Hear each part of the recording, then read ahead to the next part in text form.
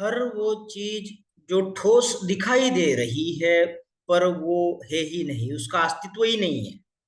ये सब साइंस ने प्रूव किया है। आप अगर किसी भी ठोस चीज को देखोगे, उसके अंदर अंदर जाने की कोशिश करोगे, तो आपको समझ में आएगा कुछ इलेक्ट्रॉन घूम रहे हैं किसी न्यूक्लियस के राउंड एंड राउंड, और न्यूक्लियस के भीतर जाओगे तो प्रोटॉन्स मिलेंगे, न्यूट्रॉन्स मिलेंगे, और उसके भी भीतर जाओगे तो कुछ ऐसे पार्टिकल्स मिलेंगे जो और भी छोटे छोटे छोटे छोटे होते जाएंगे, और इसके बीच में सिर्फ और सिर्फ खाली स्पेस, खालीपन, खाली खाली खाली होता जाएगा। माने कुछ है ही नहीं, ठोस कुछ है ही नहीं, सब एक वाइड स्पेस है दोस्तों। अब यहाँ पे पढ़ाई का किस्सा आता है nuclear fission and nuclear fusion का। तो अगर आप न्यूक्लियर फिशन और फ्यूजन को टूटना और जोड़ना समझ रहे हो तो आप गलत हो। अगर आप किसी चीज को तोड़ दो, लोहे को तोड़ दिया, एक लोहे का रॉड है और उसको तोड़ दिया, तब भी वो लोहा है। उसको काटो और टुकड़े करो और छोटे छोटे टुकड़े कर दो, उसके कीले बनाओ, उसके नट बनाओ, उसकी सुई बनाओ, पर वो फिर भी लोहा लोहा लोहा लोहा ही है। जो वो चीज थी उसको कितना भी तोड़ोगे तो वो वही रह रही है। और किसी चीज को जोड़ोगे भी, जैसे मान लो कीलों को जोड़ के एक लोहे का गोला बना दिया, तब भी वो चीज वही है, लोहा। उसका असलीपन जो है वो लोहा है। उसको तोड़ने से या फिर जोड़ने से वो चीज बदल नहीं रही। अगर वो न्यूक्लियर फिशन होता या फिर न्यूक्लियर फ्यूजन होता तो देश के देश बर्बाद हो जाते, ब्लास्ट हो जाते दोस्तों। क्योंकि न्यूक्लियर फिशन और फ्यूजन में इतनी एनर्जी, इतनी ऊर्जा बनती है। जैसे सूरज का गोला इतना तप रहा है, वहां पे भी न्यूक्लियर फ्यूजन के रिएक्शन चल रहे हैं। हाइड्रोजन हाइड्रोजन मिलकर के वहां पे हीलियम बन रहा है। मतलब कोई चीज है जो दूसरे इसमें कन्वर्ट जब हो जाती है या फिर टूट करके दूसरे चीज में कन्वर्ट हो जाती है, तभी जाकर के न्यूक्लियर फ्यूजन फिशन होगा। अब अगर आप लोहे को कन्वर्ट करके सोना बना रहे हो, सोने को कन्वर्ट करके लोहा बना रहे हो, हाँ, तब न्यूक्लियर फिशन और फ्यूजन होगा। तो न्यूक्लियर फिशन और फ्यूजन माने ऊपरी ऊपरी सतह पर नहीं होता है। वरना आज टेबल टूट जाए, वरना आज आपका कोई चम्मच टूट जाए, कोई बिस्किट तोड़कर खाए, अगर इसमें अगर न्यूक्लियर का फिशन होता तो पूरा का पूरा देश टूट के बर्बाद हो जाता, पूरी की पूरी पृथ्वी ब्लास्ट हो जाती। मैं तो कहता हूं पूरा का पूरा आकाश गंगा जो है, गैलेक्सी, सब कुछ ब्लास्ट हो जाता। पर ऐसा नहीं है। न्यूक्लियर फिशन और फ्यूजन जो है, ये करने के लिए आपको उस चीज के अंदरूनी हिस्से में यानी न्यूक्लियस में जाना पड़ेगा, जहां पे प्रोटॉन और न्यूट्रॉन भरे पड़े हैं। वहां जाकर के उनके प्रोटॉन और न्यूट्रॉन की संख्या में जब आप बदल कर पाओ, तभी जाकर के वो न्यूक्लियस चेंज हो रहा है। माने उसकी आइडेंटिटी चेंज हो रही है, वो लोहे से सोना हो रहा है, सोने से लोहा हो रहा है, या फिर और कोई चीज दूसरी चीज में कन्वर्ट हो रहा है। क्योंकि आप उसके न्यूक्लियस के भीतर जो ये है, प्रोटॉन है, न्यूट्रॉन है, उनकी संख्या में बदल कर पा रहे हो। तो इसीलिए जब भी आप न्यूक्लियस को तोड़ करके उसके प्रोटॉन न्यूट्रॉन के नंबर में चेंज करते हो तो बॉम्ब, अणुबॉम्ब जैसे चीजें बनती है, वो ब्लास्ट होती है।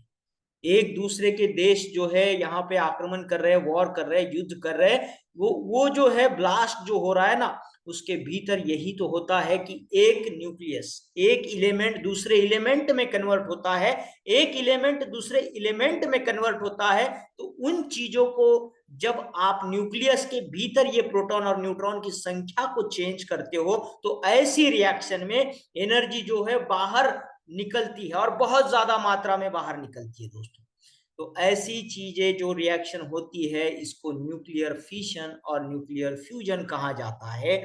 जो कि आप उस चीज के, कोई भी चीज हो, यहाँ पे असल में हमारी बॉडी भी बहुत छोटी छोटी चीजों से बनी है, बहुत छोटी छोटी छोटी छोटी, जिसका जितना भीतर जाओगे आपको micro micro micro micro level तक पहुंचना होगा। हमारे अंदर सेल है, सेल के भीतर में न्यूक्लियस है, न्यूक्लियस के भीतर में आरएनए, डीएनए जैसे न्यूक्लिक एसिड पड़े हुए हैं। उसके स्ट्रैंड भी देखोगे तो इतने लंबे लंबे स्ट्रैंड में उसके अंदर नाइट्रोजन है, कार्बन है, हाइड्रोजन है। उसके भी भीतर जाओगे तो आपको सिर्फ मिलेगा इलेक्ट्रॉन घूमता हुआ, और उसके बीचों बीच एक न्यूक्लियस, उसके अंदर आपको मिलेंगे सिर्फ प्रोटॉन्स और न्यूट्रॉन्स, और उसके भी भीतर जाओगे तो और छोटे छोटे पार्टिकल आपको दिखेंगे। तो कहने का मतलब है बिस्किट टूटना, टेबल टूटना, लोहा टूटना, गाड़ी का चलते हुए एक्सीडेंट होके गाड़ी का टूटना, या फिर किसी चीज का जुड़ना, है ना, जुड़ना, किसी चीज का जुड़ना, जो भी चीज आप जोड़ करके कीलों को आप पिघला करके उसका गोला बना रहे हो, या फिर पेड़ से पत्ते टूट रहे, फूल टूट रहे, या फिर आप किसी पेड़ को दूसरे पेड़ का जो है चीज लगा करके उसको चिपका करके एक पेड़ का दूसरे पेड़ में कन्वर्ट कर रहे हो। तो ये वाला चीज कोई यहाँ पे न्यूक्लियर लेवल पे कोई चेंज नहीं हो रहा है, ये सिर्फ बाहरी सतह पर आपको दिखेंगे कि ये टूट रहे, पर न्यूक्लियस के अंदर कोई चेंज नहीं है। इसीलिए इसमें कोई बड़ी लेवल पे ऊर्जा नहीं आ रही है, बड़ी लेवल पे ऊर्जा नहीं आ रही है, छोटी लेवल पे ऊर्जा आ सकती है ना। जैसे लोहे को आपने एकदम से काट दिया तो थोड़े लेवल पे वो गर्म हो सकता है, लेकिन ऐसी बड़ी ऊर्जा नहीं आएगी। बड़ी ऊर्जा तो न्यूक्लियर लेवल पे चेंजेस होने के बाद ही होती है। इसीलिए न्यूक्लियस के अंदर जो प्रोटॉन और न्यूट्रॉन की संख्या बदल करके जो नया न्यूक्लियस मिलता है, दो न्यूक्लियस को फ्यूजन करके, तो वो जो बड़ा न्यूक्लियस बनेगा जिसके अंदर प्रोटॉन की संख्या बढ़ेगी, न्यूट्रॉन की संख्या बढ़ेगी, उसका मॉलिक्यूलर लेवल जो है, एटॉमिक उसका मास जो है बढ़ जाएगा, तो उसको फ्यूजन कहेंगे।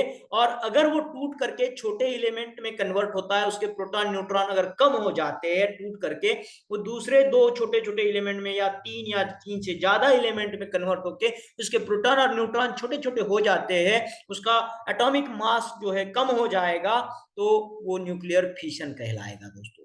तो इन चीजों को आप न्यूक्लियर लेवल पे सोचेंगे, तभी इनका डेफिनेशन, इनके बारे में आप जान पाएंगे, और किताबों से और नॉलेज सर इसके अंदर से ले पाएंगे। इससे उत्सर्जन होगा, प्रोटॉन जाएगा, न्यूट्रॉन जाएगा, तब जाके छोटे छोटे एलिमेंट फिशन से बनेंगे, या फिर प्रोटॉन या न्यूट्रॉन उसमें ऐड होकर के वो जो है फ्यूजन के साथ में नया नया न्यूक्लियस बनाएगा।